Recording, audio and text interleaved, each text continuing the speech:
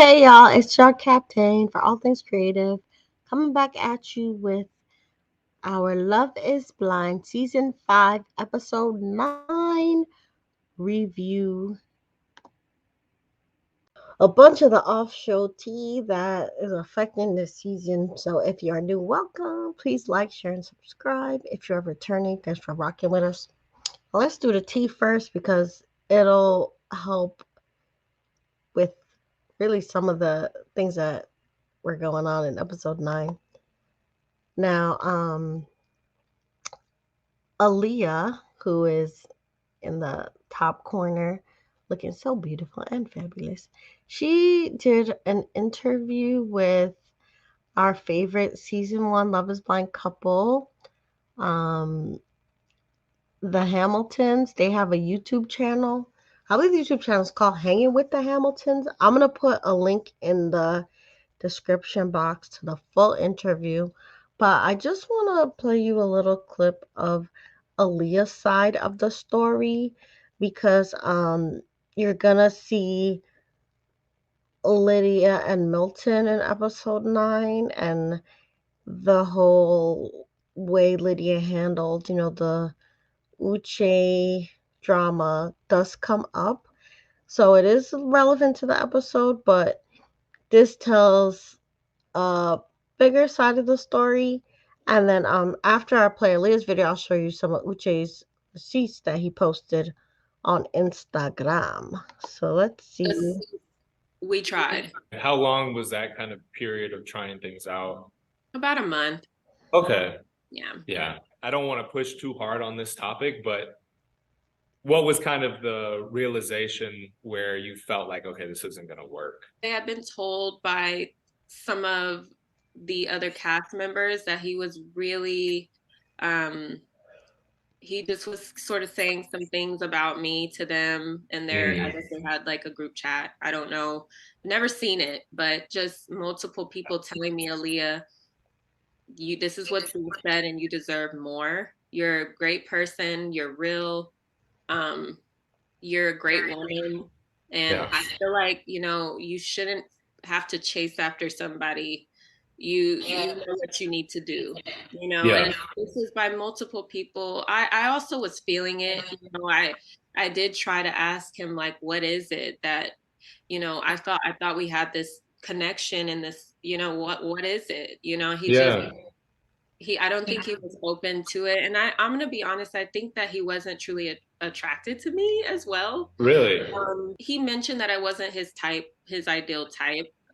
And yeah, that was kind of hurtful too, because I was kind of like, I didn't care how he looked. I even said in my interviews, like, I thought he was short, stocky, nerdy, glasses. Yeah. I still would have been in love. I still would have been.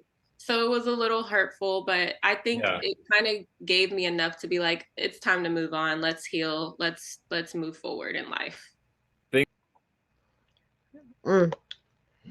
So as you can see, Aaliyah and Uche's drama did continue after the pause and after their meetup that we did see on camera.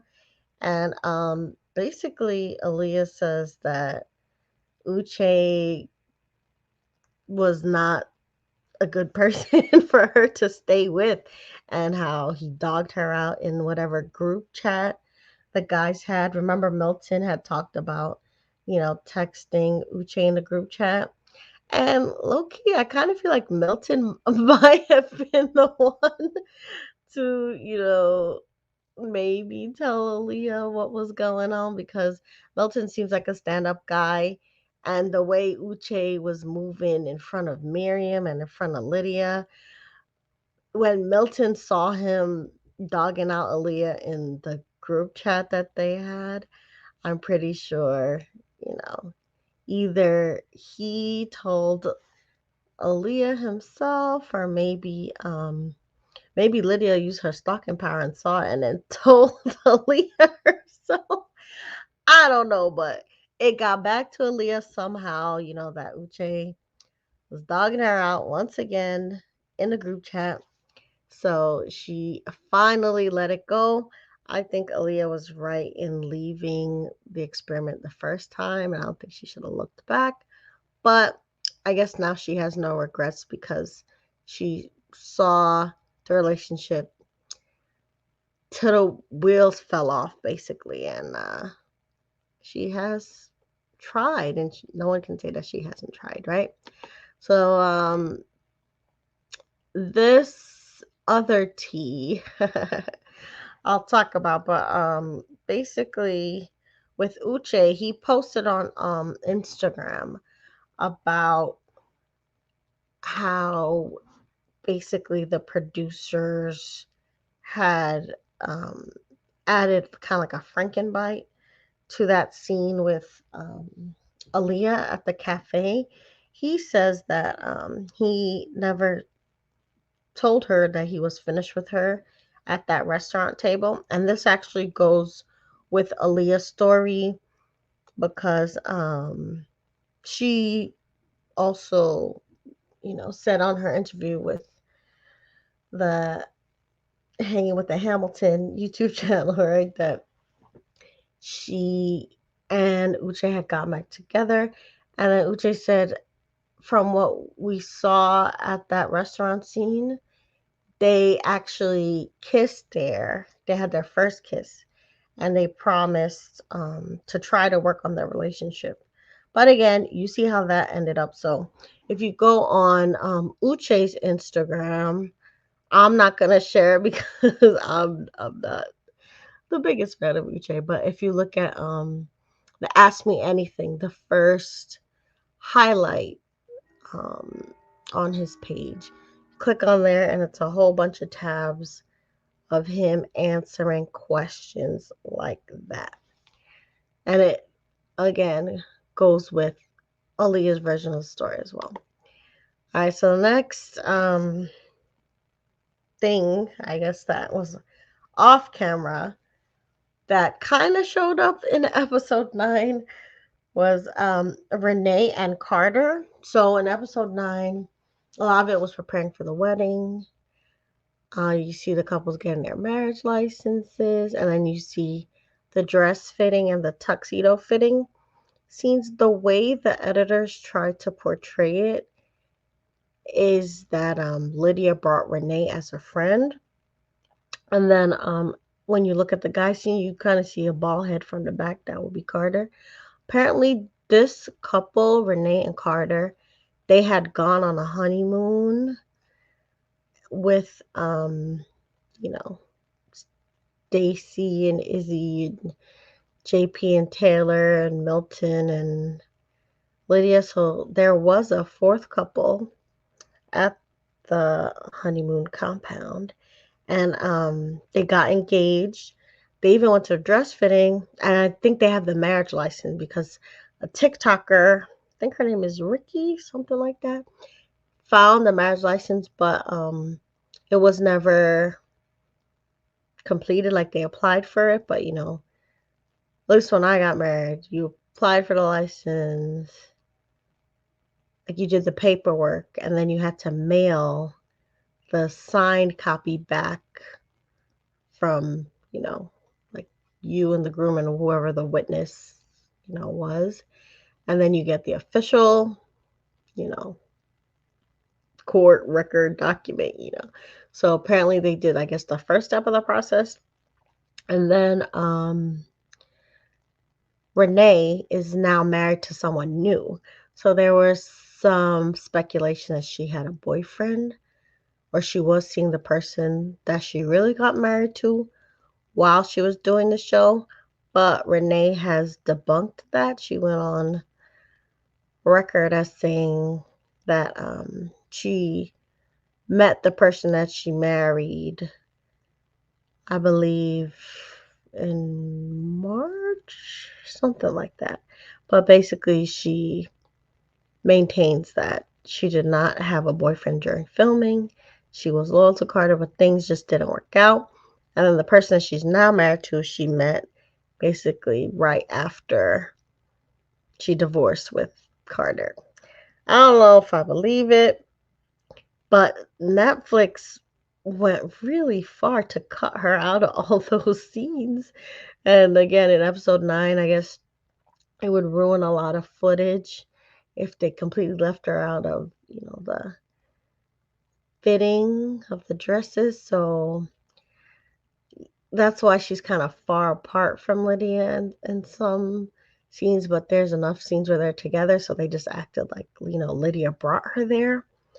But really, Renee was supposed to be a bride. So anytime you see her in episode 9, know that the real tea is that Lydia did not bring her as one of her friends to cheer her on. Renee was there trying on dresses around there. And then last but not least, there's a lawsuit that came out, I believe, this weekend, either like on Friday or sometime of the weekend, where a contestant named, I think, Tran Dang, is suing for basically non-consensual encounters on their honeymoon. So there was a whole other couple in Mexico as well. But even though this couple had gotten engaged, the person filing the lawsuit said that they got uncomfortable quickly after arriving to the honeymoon suite, and then basically felt like things happened to them that they were not okay with. So they're trying to sue Netflix. The producers are denying all the claims. The producers saying that anybody could have left at any time. And you saw that Taylor did leave, when she was uncomfortable with JP. So Netflix is very strong in maintaining, that they put out all the protections that they could. So we shall see what this leads to. But I know they've been feeding their people more, to try to beat the other allegations from past seasons, that they weren't letting people eat and they're trying to get them very drunk. But again, this season, it does seem like things are better. But with this lawsuit, who knows, what happened at that season. And again, just the fact that they cut 2 couples, out of the honeymoon, and we're only down to 2 couples, means that things probably weren't all roses, if you will. So let's get into the episode. Oh, just just in case you want to see, this is a screenshot of Uche's Instagram, because he did the Ask Me Anything, and this is what it looks like. It's a highlight, so it's archive story that he did. And again, he says that the It's Over Between Us is a post-production soundbite.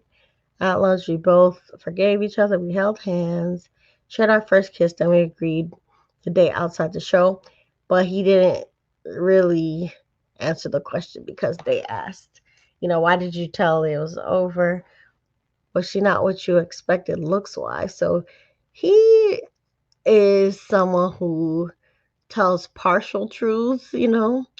He answered some of the question, but he definitely left out, the lack of attraction that Aaliyah sensed and whatever smack he was talking about her in the group chat. So I think what happened was he was done with her in the past, because remember how he talked to her on the phone and he hung up and he said, I never want to see you again. But I think curiosity got the best of him, and I think he wanted to see, the girl that dumped him and left him looking like a fool because he was going to propose to her, And I think once he saw her, he made his business to get his little revenge, if you will. So he kind of toyed with her emotions and dumped her and made her feel, like she wasn't his type and all these things. He could have just let her down easy at the cafe. The way Netflix did it actually was better, because he drug her along and then again talked bad about her in the group chat, allegedly. So Go around there to Uche's Instagram if you want to see more. But again, Aaliyah's interview, that's the one that I think is the most telling, and that's going to be in the description box. So, episode 9, speaking of Uche and all the mess that they've been through before, in spite of it all, I'll just do it by couple. Lydia and Milton, they get their marriage license. Um, you see Vanessa Lachey, meet Lydia and her family. And they claim that Lydia brought Renee, but they weren't even sitting next to each other because it was kind of like by group. But because, again, Renee was a bride and they cut her out, but couldn't get rid of that much footage. They had Renee as Lydia's friend. But when Lydia comes out with her dress, her family start crying after seeing her in her dress. But it was also funny because Lydia was testing out to see how well she could twerk in the wedding dress. So that was a funny moment. But I was happy for her. I know I got teary too when she spoke about, how she wasn't sure she would get to this point of being happy and in love after every heartbreak and every prayer that she said.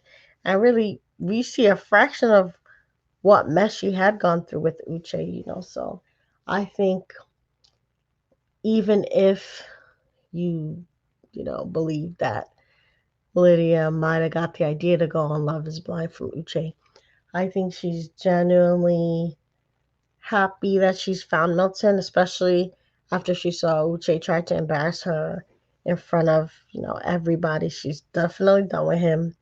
And she's very happy that, she has someone that's accepting her. Also, at the groom side, Milton, he talks about how he's very blunt, but Lydia has taught him not to be so blunt. Um, they don't show really much more. They also show that he's concerned about the pants being long enough because he's tall. He's like 6'7". And then later on in the episode, Milton and his sister eat lunch together, and then the sister grills Milton about him being ready for marriage. And Milton again repeats his wise saying that perception is reality.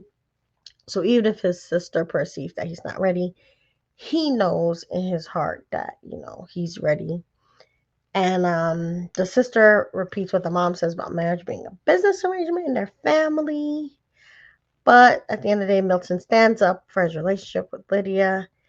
And then they end with an interesting convo about Lydia taking Milton's last name. And he says he doesn't believe in hyphenation, which is surprising since he's young and, successful and seemingly progressive, but he's surprisingly conservative in this little point about wanting Lydia to take his last name and not hyphenate at all. Then I think the last Lydia and Milton scene is them in I believe it's like a geology museum because it has a bunch of rocks, which is really cute because their first connection was all about rocks. So they have a dinner date there, and he's telling her all about the galactite and the stalagmites and all these rock names I never heard before. And Lydia also goes down memory lane, talks about how they first bond over geology, and then Milton brings up over dinner that Lydia wakes up in a bad mood a lot. And Lydia says she gets upset when she sees Milton's stuff everywhere in the house. And apparently he even left food by the bed for 3 days, allegedly.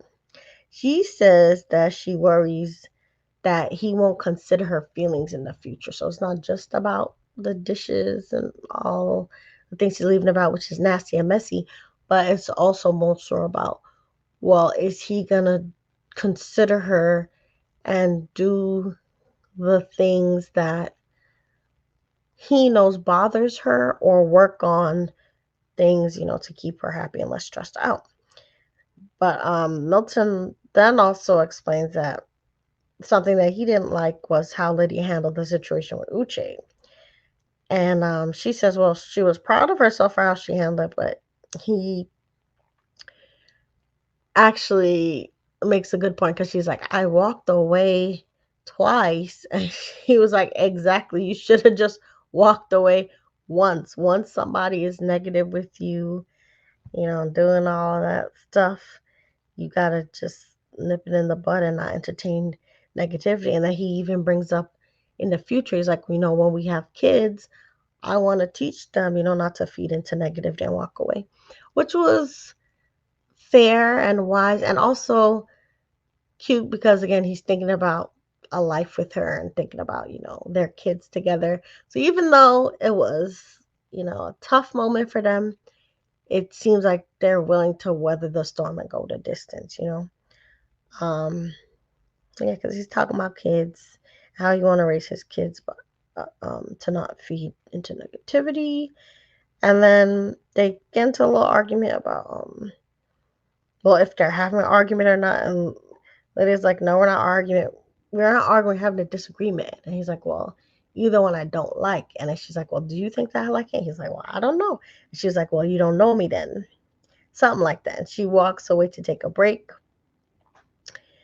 And then I don't know if she went anywhere in particular. She looked like she just kind of crouched down in a corner behind some of the rocks. I don't think she went to like the restroom or something. And then she walked back and calmed herself down. And Milton just kept eating his food while she walked away, which was a little bit interesting, but I guess he just gave her space. And they hold hands, sorta, and they just make up. And Lydia vows, to support him and asks if he's going to be there for her. And it's still a cute scene. And honestly, these two have the healthiest relationship, especially after we see what's going on around there with Stacy and Izzy. Oh, Stacy and Izzy. So we also see them go to the courthouse and get their marriage license. Um, when it comes to Stacy's outfit, I guess her sisters made her a jacket that said the future Mrs. Zapata. I believe that's Izzy's last name. I apologize if I mispronounce it, but I know it's some bedazzled rhinestone explosion of a jacket, and the pride that she had while wearing it made it seem like she's excited about getting married. But wait till we get to the end of the episode, right? So, of course, the trying on the dress is very fun, and actually, Lydia was more loud than with people in her family. I kept hearing Lydia be like, yes, that's the one, that's the one. I was like, wow, Lydia's more excited than her sisters. But she was talking about how she wants some kind of special dress and she kind of picked the plainest dress. And then after the dress fitting, Izzy surprises Stacy with a date because his family talked about her liking the finer things in first class, so he rents a jet. He says it was a private jet, but I don't know if it was a fighter jet. It looked a little Top Gun-esque to me. But they then land and have a romantic dinner in the airplane hangar next to the airplanes. And I think it was an actual surprise because Stacy's makeup didn't look very fancy or overdone. So I think she really didn't know about the date.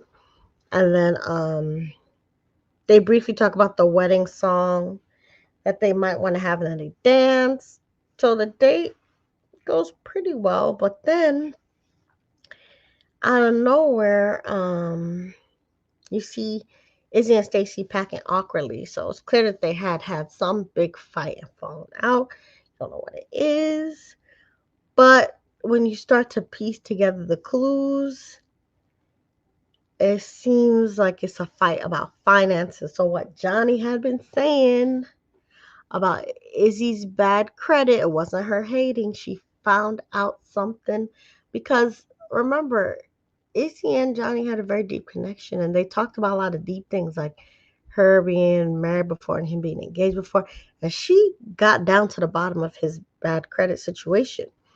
But I guess Stacy didn't because she was trying to keep it fun and flirty, And even though Stacy says that she had tried, to ask questions in the moment about finances, Izzy apparently was being dishonest and kind of avoiding the talk. So at this point, Stacy is saying she doesn't know if she can trust Izzy anymore. And apparently they had an incident at a gas station where Stacy asked Izzy if he could take out his card to pay. And then I guess he asked her to pay and said he didn't have his card. But I guess he made it seem like he just forgot his card at home. Well, really, he doesn't have any credit cards at all. And then Stacy was saying she was wondering why he didn't have a credit card and why he didn't explain this to her when there was that clear opportunity for him to talk about the finances. But then he says he wants to have a formal sit down about his credit instead of it being just like a passing casual conversation. So he's acting like he wasn't hiding it from her, but he was waiting for the right time. And Stacy's like, well, you lied because I asked you directly why you didn't have a credit card and you was just acting like there wasn't a bigger reason. And Stacy maintains that he's outright lying about his finances. And then as much bass as Izzy had in his voice with Johnny, being so mean to her last episode, now with Stacy, he's shaking and whispering almost.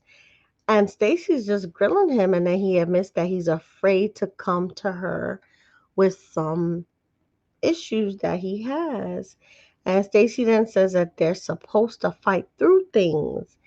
And so she asks why he didn't just tell her why he didn't have a credit card down to the gas station when she directly asked him why. Because again, he had a chance to say something, he didn't say anything. So he then maintains again that he never meant to lie. And then he says that he paid everything off, but he got bad credit over, I think he said $3,500 bill that set his finances back. And then they hug, but Stacy then tells him that he smells, and he tells her she gonna buy him deodorant. So they're making up, but they're trying to like make jokes and jabs at each other. So I feel like they're making up for the camera, but I don't really see Stacy hanging around. If I had to make predictions, I actually don't think that Stacy and Izzy are going to make it. I think when Izzy was drunk in the closet, he spoke his true feelings last episode when he said he feels like he's not good enough and he's a little tired of it all. He's constantly, I think, being made to feel like he's not enough, especially in terms of the standards of a man, because a lot of the times, especially when you see, Izzy talking to Stacy's father, and even when he's talking to Stacy, she's like, wait, you're not gonna pay for dinner, when he's like, no, I want to go 50-50. And the dad and the sisters, are like, wait, so do you not have a good enough job to keep up with her lifestyle? So there's a lot of people around them, and even Stacy herself telling him that, you know, your expectation to not, you know, be a big provider is gonna be an issue, and he also, I think, has kind of a little toxic pattern with women. With Lydia, I feel like he went out of his way to try to make her feel something about their breakup when it was the honeymoon time, and Lydia was like, listen, we broke up very early, I don't really care what you're saying. I'm with Milton now. And then with Johnny, he really went out of his way to make her feel bad. He was like, "You were never my girlfriend. Stacy was my girlfriend." It's like when they dated so long.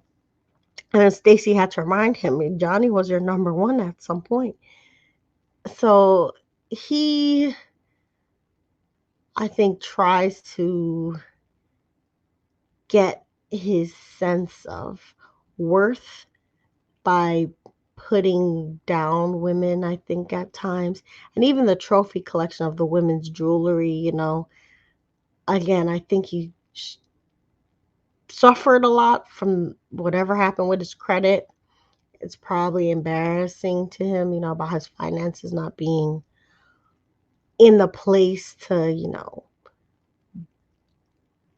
be that stereotypical male provider. So I think he tries to get a sense of worth from his sexual conquest and outright making women feel bad, like how he did with Johnny, he tried to do with Lydia. So it doesn't seem like he's gonna be able to love in a healthy way until he fixes his finances, he works on himself. Is he like all of us could use some help, both in the therapy sense, and there are people that fix credit too. So if he works on that and don't try to jump into a marriage and house payments and stuff with Stacy, because she was serious when she was like, "Do you got $20,000 on this HVAC?" And now that she knows that he doesn't, I'm not sure their relationship could last.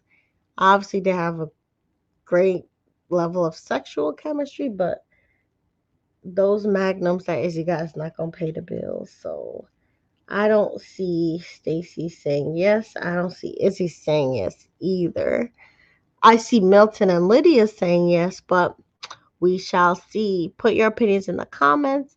And yeah, that was the episode. So no matter what, remember you're the master of your fate and the captain of your soul. And I'll see you for next week, episode 10.